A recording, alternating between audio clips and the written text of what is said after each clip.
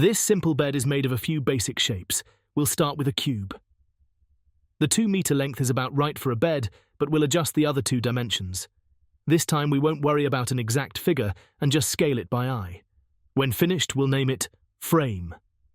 Next, we'll duplicate the frame, move it in the Z direction, shrink it down slight in all directions, and sit it on the frame, making sure it aligns with the top end of the bed.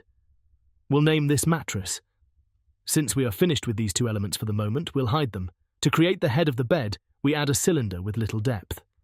After rotating it 90 degrees about the x-axis, we'll select the vertices in the bottom half and scale them by 0 in the Z direction to have them line up. They then need to be moved up in the Z direction to create our half cylinder. We'll apply smooth shading and name this headboard. Now we'll bring back the frame and mattress and scale and position the headboard as required.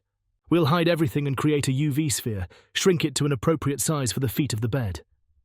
This time we have to select the top half of the sphere and delete the faces.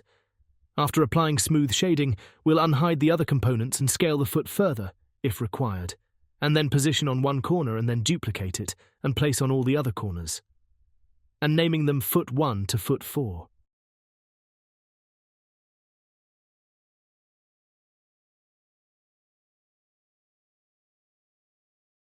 Now we have to apply materials to the various parts. We'll begin by moving into Material Preview mode. Now we need to create a material for the frame. We'll give the headboard the same material and create a new one for the mattress and another for the feet. It would have been slightly more efficient to have assigned a material to the first foot before we started making duplicates. Don't forget to join the various elements together to create a single object and name it bed. Apply rotation and scale and adjust the origin's location.